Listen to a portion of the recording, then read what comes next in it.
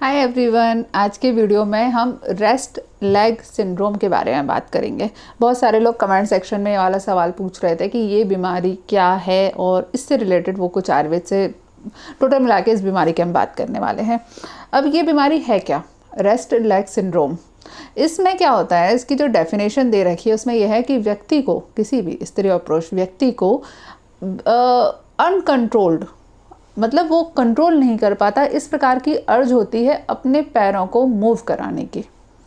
व्यक्ति आराम से रिलैक्स होकर लेटा हुआ है, उसको अचानक से इच्छा होती है कि भाई पैरों को मूव कराना है। पैरों में बड़ा ही अनईजी फीलिंग आती है, ना कोई दर्द है कि कोई बोल रहा है कि दर्द हो रहा है, ना ही कोई ऐसा है कि पैरों में कुछ झुंझुनाहट हो रही है, चींटियाँ काट रही है, कोई इरिटेशन हो रहा है, नहीं, कुछ नहीं है, लेकिन अनईजीनेस है।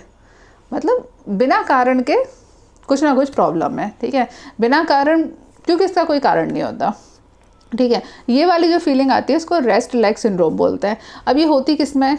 ज़्यादातर ये रात में महसूस होती है। रात में जब आप बिस्तर पर लेट जाते हो, कई बार आधी नींद होने के बाद महसूस होती है। मतलब आप आराम से बिस्तर पर लेटे थके हारे सो जाते हो, नींद आ जाती है, 15-20 मिनट आधे घंटे की नींद हो पाती है, उसके बाद नींद खुल जाती है। फिर आपको ऐसा लगता है यार पैरों में बड़ा दर्द हो रहा है, दर्द भी नहीं हो रहा है, मतलब बस पैर पटकने की इच्छा होती है इधर से उधर करने की। ये बीमारी कहलाती है रेस्ट लेग सिंड्रोम। बहुत सारे लोगों में होगी, बच्चों में खास तौर से होती है, बच्चों में, बहुत छोटे बच्चों में होती है, जो 5-6 साल तक के बच्चे होते हैं उनमें होती है। और उसके बाद ओल्ड एज, जैसे ही आप 30-40 साल की एज के ऊपर के हुए, जब जैसे ही मतलब टोटल मिला के आपने ऑफिस जाना चालू किया ना, उसके बाद ये बीमारी लग जाती है। तो ये बीमारी है रेस्ट लेग सिंड्रोम। अब इसमें हो क्या रहा है आपकी बॉडी में?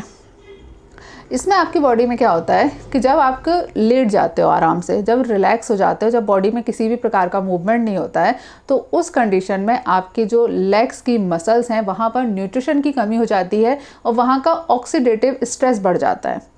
हमारे शरीर के अंदर किसी भी पार्ट में जो ब्लड सप्लाई हो रही है ना, किसी भी पार्ट में, उसमें मसल्स का बड़ा रोल होता है। हमारी जो मसल्स हैं जब वो मूव करती है, बार बार स्ट्रेच हो रही है, कॉन्ट्रैक्ट कर रही है, तो उनके इस मूवमेंट के कारण ब्लड का सर्कुलेशन होता है।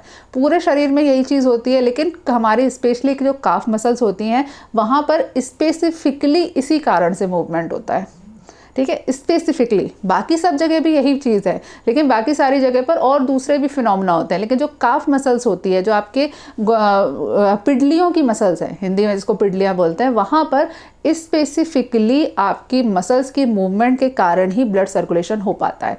अब आप जैसे ही पूरे दिन भर के काम के बाद रात को आराम से बिस्तर पर लेट जाते हो और नींद आ जाती है, जब आपको नींद आ जाती है, आपके शरीर में कोई मूवमेंट नहीं हो रहा है, आप आराम से रिलैक्स होकर के सो रहे हो, उस कंडीशन में आपके पैरों के अंदर ऑक्सीजन की कमी हो जाती है और ऑक्सीजन के साथ में बाकी के सारे जो न्यूट्रिशन आने चाहिए, जो कि सेल का मूवमेंट कराने के लिए या सेल के अंदर जो कुछ भी नॉर्मल चीज़ें हो रही हैं उसको प्रॉपरली मेंटेन रखने के लिए ज़रूरी होते हैं, वो नहीं हो पाते हैं। तो वो जो वहाँ की ब्लड वेसल्स हैं, वहाँ की छोटी छोटी सेल हैं, वो परेशान होती हैं और फिर परेशान होने के कारण दिमाग को सिग्नल देती है कि भाई मूव कराओ, भाई कैसे भी करके पैर को हिलाओ। तो यहाँ पर आपको इच्छा होती है कि भाई पैरों को हिलाया जाए, तो आप पैरों का मूवमेंट कराते हो। आप सीधे लेटे थे तो करवट लेके इधर लेट जाते हो, इधर करवट लेके थोड़ी देर लेटे, फिर आप इधर लेट जाते हो। तो इस प्रकार से आपके पैरों के अंदर मूवमेंट चालू हो जाती है। जैसे ही मूवमेंट चालू हो जाती है ऑक्सीजन का, और ऑक्सीजन के साथ साथ बाकी के सारे के जो न्यूट्रिशन आ रहे थे उनका फ्लो चालू हो जाता है। जैसे ही फ्लो चालू हो जाता है वैसे ही आपको अच्छा लगने लगता है।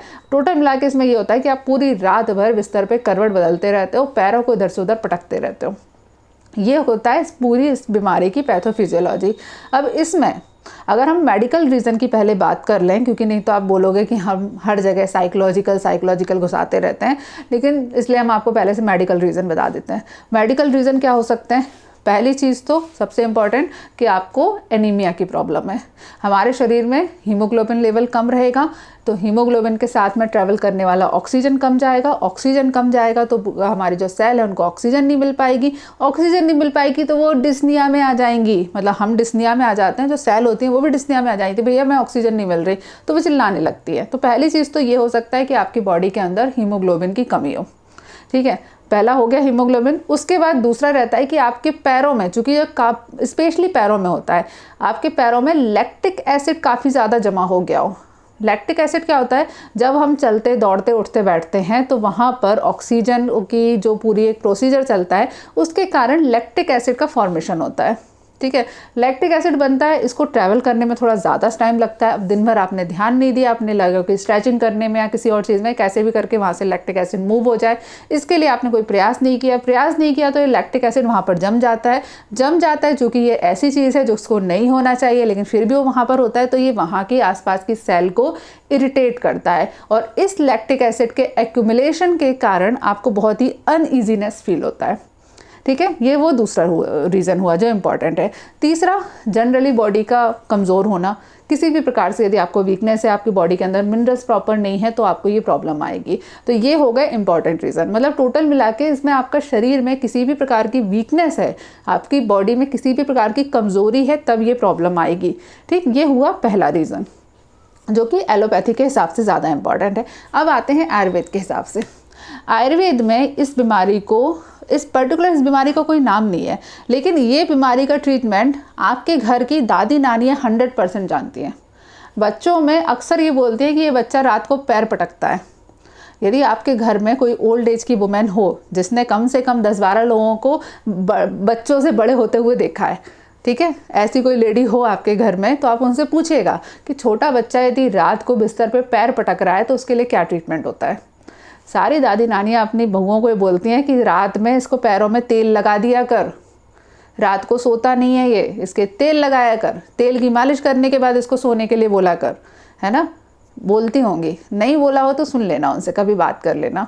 ये बहुत ही सिंपल सी बीमारी है, इसमें कुछ नहीं हो रहा। यदि हम आयुर्वेद के पॉइंट ऑफ व्यू से बात करें तो इसमें आपके पैरों के अंदर स्पेशली वात की दुष्टि रहती है। दिन भर काम वाम करने के बाद में आपके शरीर में वात बढ़ जाती है, वायु का स्थान संचय आपके पैरों की मसल्स के अंदर हो जाता है, या अस्थि धातु, जो पैरों की अस्थि धातु है वहाँ पर वायु का संचय हो जाता है, जिसके कारण आपको ये बीमारी होती है। यदि आप एक छोटी सी चीज़ करने लगो, छोटी सी, रात को सोने से पहले पैर के तलवों से लेकर घुटने तक आपको तेल की मालिश करनी है। ये नियम आप लगातार 15 दिन तक फॉलो करो, 16वें दिन से आपको ये बीमारी ख़त्म हो जाएगी। नहीं होने वाली ये बीमारी ख़त्म हो जाएगी, मैं गारंटी देती हूँ ख़त्म हो जाएगी। नॉर्मली मैं बहुत ही कम चीज़ों में गारंटी देती हूँ, इस बीमारी में मैं गारंटी दे सकती हूँ क्योंकि ये बीमारी वास्तव में कुछ है ही नहीं।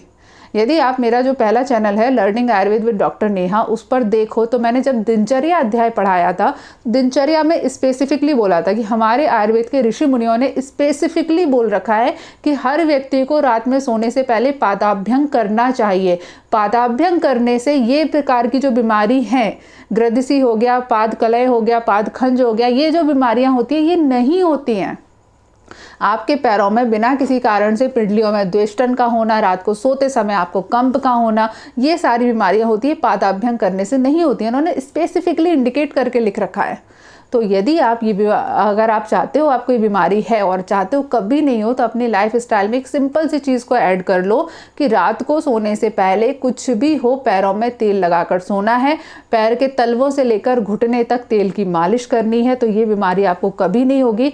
हेल्थ वाइज जो मैंने बताया है कि एनीमिया नहीं होना चाहिए, आयरन की कमी नहीं होनी चाहिए, ऑक्सीजन की कमी नहीं होनी चाहिए, लैक्टिक एसिड का जमाव नहीं होना चाहिए, और जनरली आपके कैल्शियम वेल्शियम ये सारे जो होते हैं ना एलोपैथी के चोचले, सब आपके कम नहीं होने चाहिए। उसके लिए थोड़ा सा ध्यान रखना। यदि आपको ऐसी कोई प्रॉब्लम हो तो 15-20 दिन के जो सप्लीमेंट आते हैं उनका प्रयोग कर लेना 15 दिन 20 दिन के लिए। उसके बाद एक बार वो डोज पूरी हो जाए उसके बाद ये चीज़ लगातार करते रहो, पूरी ज़िंदगी करो, ये बीमारी आपकी जड़ से ख़त्म हो जाएगी। ठीक है, चलिए आज के लिए इस वीडियो में इतना ही। नेक्स्ट वीडियो में मुलाकात होती है, तब तक के लिए stay healthy and be happy. Good bye.